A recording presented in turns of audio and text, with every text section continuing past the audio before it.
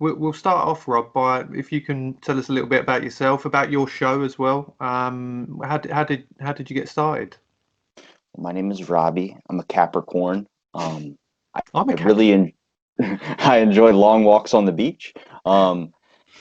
That's really about it about me. But I started this podcast, which is supposed to be conversations with people, where you just kind of start up a meeting and just chat, no specific topics, and just having fun. I always hate plugging the show or something, but it led me to have both of you wonderful gentlemen on, which was an amazing experience to understand that you guys are pro technology, where I feel like I'm in the Amish stages. I mean, it took me 20 minutes when we joined this call for me to figure out how to see myself, and apparently I still haven't figured it out. Well, yeah, I mean, your show is it was really fun to be on because the conversation did go all round into various different places. But you put a show out every day, don't you? Yeah. Yeah. So you're up to, I think last count was 590 something. Yeah, it's 596 today. Yeah, and I mean, we managed to put out one a week, which seems like it takes It a feels whole like a lot. burden Yeah, sometimes. sometimes. Certainly for Matt, who does all the editing of the show. How do you? I tip my hat to you for managing to do so many. I trust me, I wish I could stop doing it every day, but I feel like I've kind of isolated myself in there now where it's like, all right, we've solidified this to be an everyday type show. I mean, you come across people every single day. It's not hard to have a conversation. I mean, like you guys kind of were nervous coming on to my show, and I just told you, hey, it's just conversation. If you have a topic you want to bring up, if you have anything, throw it in there. Because I mean, you look around the world today, not everybody's having conversations anymore. And if it is, it's over like a phone. So it's like Mm. gets so miscommunicated. That's why I hate technology. Is like, can you go to the store and get me bread? Turns into go to the store, and get me bread. And it's like it comes off as aggressive, and you're like, whoa, I can smell the testosterone from here. So it's like I really wanted a show where someone could come on, and it is. I mean, getting people to come on every single day. I do one day. It's like 12 recordings or something. So that's 12 hours.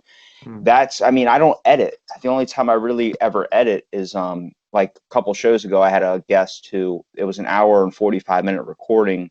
I put it down to 55 minutes because I took out all his pauses because he had a speech problem.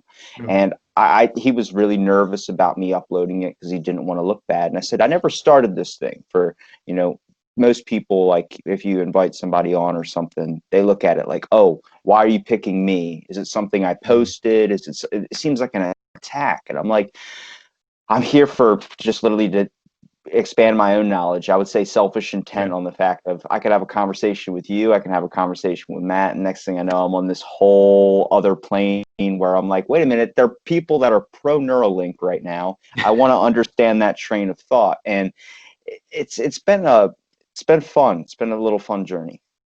I think what I've found since we started doing the podcast is it's been almost like there's such a community. I think of other podcasts that really echo what you said in terms of just putting their thoughts out there, getting to know whoever it is that they've got on the show, or getting to know a different perspective.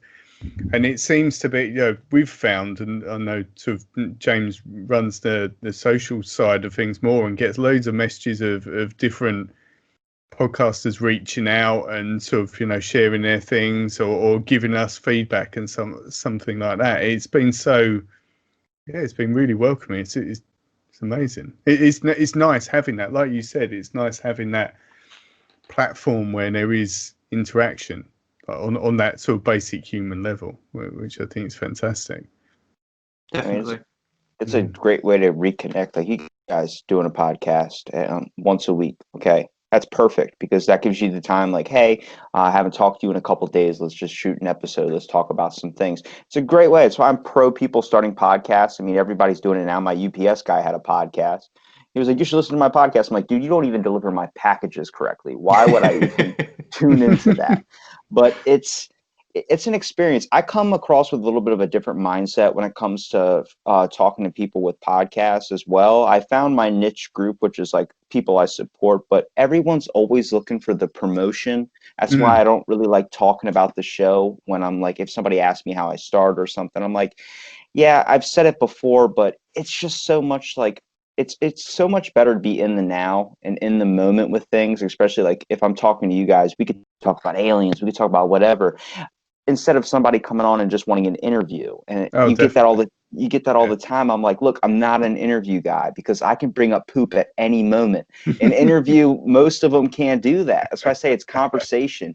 And you find that with some people, they just have this natural way of talking where it's like you get this vibe, but like every episode, there's that first awkward 10 minutes where it's like, let's do this back and forth banter of getting to know each other real quick, and then Yeah. let's dive into it. Yeah. But then it's like it's like, I guess, a scavenger hunt. Once I find that little niche, the one that makes their eyes light up, I'm like, oh, here we go. And then I just start diving into it. Next thing you know, they're opening up about stuff, and you hear about, like, I heard a story about this guy who was with his kid, and they saw a person get hit by a car, but it was an Amish guy, so they hit the back of the buggy, and the dude just went face first into, and that would have never came out. He's like, I've never even told that story before. No. I was like, that's what I'm saying, is you start talking. I mean, it's a conversation with me, so that can legit go anywhere. Definitely. I mean, when I came on your show, Robbie, I was really nervous about it because it's the first time I've ever done anything like that. Even though me and Matt do a podcast every week, I've been involved in a good friend of mine's, Steve's on SCW, the wrestling podcast. You know, I've been involved in it in that respect. But when it's someone you don't know and you've literally Mm. spoken a few messages over, and there was a few, and we kind of chatted a little bit on there, but it was kind of a little bit daunting not knowing what was going to happen and what questions might be asked. And you know, it certainly, like you said, the first 5-10 minutes, you're kind of feeling each other out a little bit. Where's this going to go? And then all of a sudden, it can.